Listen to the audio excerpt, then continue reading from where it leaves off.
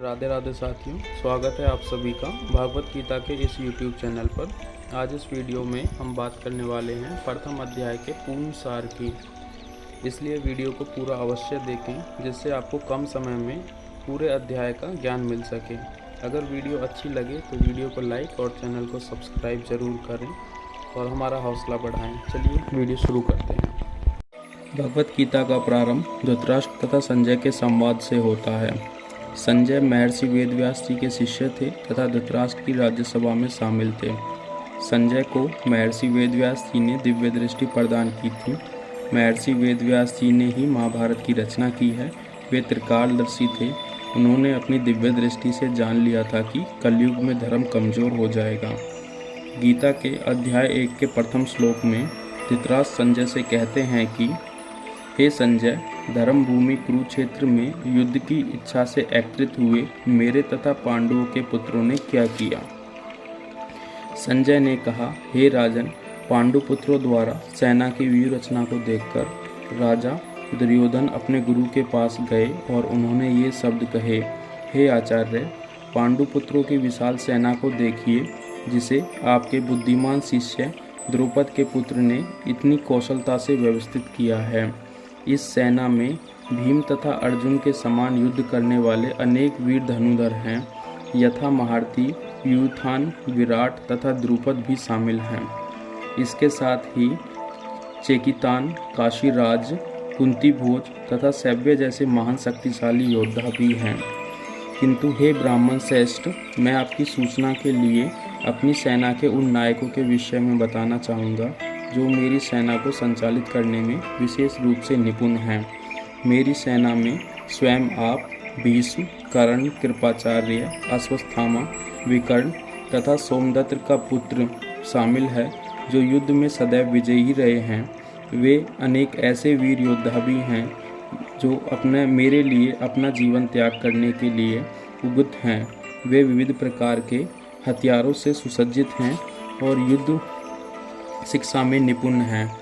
हमारी शक्ति अपरिमेय है और हम सब पितामह द्वारा भली भांति संरक्षित हैं, जबकि पांडवों की शक्ति भीम द्वारा भली भांति संरक्षित होकर भी सीमित है। अतएव सैन्य व्यूह में अपने अपने मोर्चों पर खड़े रहकर आप सभी भीष्म पितामह को पूरी सहायता दें। तब कुरुवंश के व्योगुद परम प्रतापी भीष्म पितामह ने सिंह गर्जनासी करने वाले अपने शंख को बजाया, जिससे दुर्योधन को काफ़ी हर्ष हुआ। उसके पश्चात शंख, नगाड़े, बुगुल आदि एक साथ बज उठे। वह संवेद स्वर अत्यंत कोलापूर्ण था। दूसरी ओर से सफ़ेद घोड़ों द्वारा खींचे जाने वाला विशाल रथ पर आसीन भगवान श्री कृष्ण तथा अर्जुन ने अपने अपने दिव्य शंख बजाए। भगवान श्री कृष्ण ने अपना पांजन्य शंख बजाया। अर्जुन ने देवदत्त शंख तथा अति भोजी एवं अति मानवीय कार्य करने वाले भीम ने पौंड्र नामक भयंकर शंख बजाया। हे राजन, कुंती पुत्र राजा युधिष्ठिर ने अपना अनंत विजय नामक शंख बजाया तथा नकुल और सहदेव ने भी अपने सुघोष एवं मणिपुष्पक शंख बजाए। महान धनुधर काशीराज, परम योद्धा शिखंडी, दृष्टुम, विराट, अजय, सातिकेय, द्रुपद, द्रौपदी के पुत्र तथा सुभद्रा के महाबाहु पुत्रों ने सभी ने अपने अपने शंख बजाए। इन विभिन्न शंखों की ध्वनि कोलापूर्ण बन गई, जो आकाश तथा पृथ्वी को शब्दमयान करती हुई धृतराष्ट्र के पुत्र के हृदय को विदीर्ण करने लगी। उस समय हनुमान से इनकी ध्वजा लगे रथ पर आसीन पांडुपुत्र अर्जुन अपना धनुष उठाकर तीर चलाने के लिए उगद हुआ। हे राजन, धृतराष्ट्र के पुत्र को व्यूह में खड़ा देखकर अर्जुन ने श्री कृष्ण से ये वचन कहे। अर्जुन ने कहा, हे अच्युत, कृपया करके मेरा रथ दोनों सेनाओं के बीच ले चलें, जिससे मैं यहाँ उपस्थित युद्ध की अभिलाषा रखने वाले को अपने शास्त्रों की इस महान परीक्षा में जिनसे मुझे संघर्ष करना है उन्हें देख सकूं।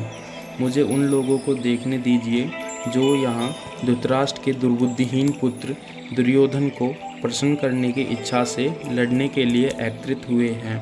संजय ने कहा, हे भरतवंशी, अर्जुन द्वारा इस प्रकार संबोधित किए जाने पर भगवान कृष्ण ने दोनों दलों के बीच उस उत्तम रथ को लाकर खड़ा कर दिया। भीष्म, द्रोण तथा विश्व भर के अन्य समस्त राजाओं के सामने भगवान ने कहा, हे पार्थ, यहाँ पर एकत्रित सारे कुरुओं को देखो। अर्जुन ने वहाँ पर दोनों सेनाओं के मध्य अपने चाचा, ताऊ, पिता, महागुरु, मामा, भाई, पुत्र, पौत्र, ससुर तथा आदि शुभचिंतकों को देखा। जब कुंती पुत्र अर्जुन ने मित्रों तथा संबंधियों की इन विभिन्न श्रेणियों को देखा तो वह करुणा से अभिभूत हो गया और इस प्रकार बोला। अर्जुन ने कहा, हे कृष्ण, इस प्रकार युद्ध की इच्छा रखने वाले अपने मित्रों तथा संबंधियों को अपने समक्ष उपस्थित देखकर मेरे शरीर के अंग कांप रहे हैं और मेरा मुंह सूखा जा रहा है। मेरा शरीर कांप रहा है, मेरे रोंगटे खड़े हो रहे हैं, मेरा गांडीव धनुष मेरे हाथों से सरक रहा है और मेरी त्वचा जल रही है। मैं यहाँ अब और अधिक खड़ा रहने में असमर्थ हूँ। मैं अपने को भूल रहा हूँ और मेरा सिर चकरा रहा है। हे कृष्ण, मुझे तो केवल अमंगल के लक्षण ही दिखाई दे रहे हैं। हे कृष्ण, इस युद्ध में अपने ही स्वजनों का वध करने से ना तो मुझे कोई अच्छाई दिखाई देती है और ना ही किसी प्रकार की विजय, राज्य या सुख की इच्छा रखता हूँ।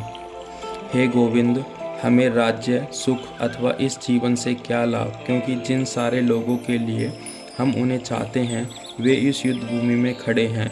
हे मधुसूदन, जब गुरुजन, पितृगण, पुत्रगण, पितामह, मामा, ससुर, पौत्रगण आदि सारे सगे संबंधी अपना धन एवं प्राण देने के लिए तत्पर हैं और मेरे समक्ष खड़े हैं, तो फिर मैं इन सबको क्यों मारना चाहूँगा, भले ही वे मुझे क्यों ना मार डालें। हे जीवों के पालक, मैं इन सबों से लड़ने के लिए तैयार नहीं, भले ही बदले में मुझे तीनों लोग क्यों ना मिलते हों। इस पृथ्वी की तो बात छोड़ दें, भला धृतराष्ट्र के पुत्रों को मारकर हमें कौन सी प्रसन्नता मिलेगी। यदि हम ऐसे आतिथ्यों का वध करते भी हैं तो हम पर पाप चढ़ेगा। अतः यह उचित नहीं होगा कि धृतराष्ट्र के पुत्रों तथा उनके मित्रों का वध करें। हे लक्ष्मीपति कृष्ण, हमें इससे क्या लाभ होगा और अपने ही कुटुंबियों को मारकर हम किस प्रकार सुखी हो सकते हैं। हे जनार्दन, यद्यपि लोभ से अभिभूत चित्त वाले ये लोग अपने परिवार को मारने या अपने मित्रों से द्रोह करने में कोई द्वेष नहीं देखते, किंतु हम लोग जो परिवार के विनष्ट करने में अपराध देख सकते हैं, ऐसे पाप कर्मियों में क्यों प्रवृत्त हों।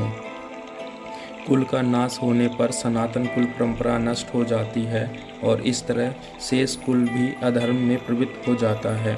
हे कृष्ण, जब कुल के अधर्म प्रमुख हो जाता है तो कुल की स्त्रियां दूषित हो जाती हैं और सतीत्व के पतन से वे विश्ववंशी अवांछित संतानें उत्पन्न होती हैं।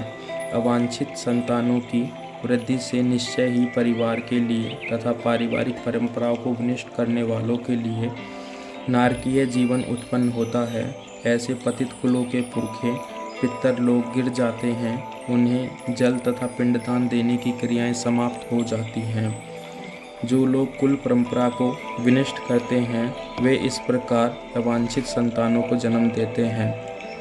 उनके दुष्कर्मों से समस्त प्रकार की सामुदायिक योजनाएं तथा पारिवारिक कल्याण कार्य विनष्ट हो जाते हैं।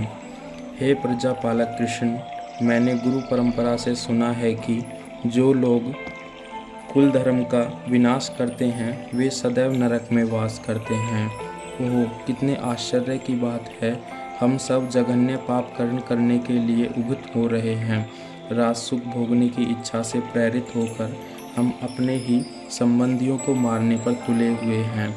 यदि शस्त्रधारी धृतराष्ट्र के पुत्र मुझ निहत्थे तथा रणभूमि में प्रतिरोध न करने वाले को मार दें तो यह मेरे लिए श्रेयस्कर होगा। संजय ने कहा।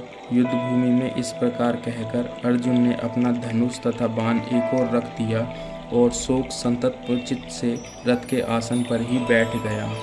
इस प्रकार भगवत गीता के प्रथम अध्याय कुरुक्षेत्र के युद्ध स्थल में सैन्य निरीक्षण का भक्ति वेदांत तात्पर्य पूर्ण हुआ। वीडियो को देखने के लिए धन्यवाद। राधे राधे।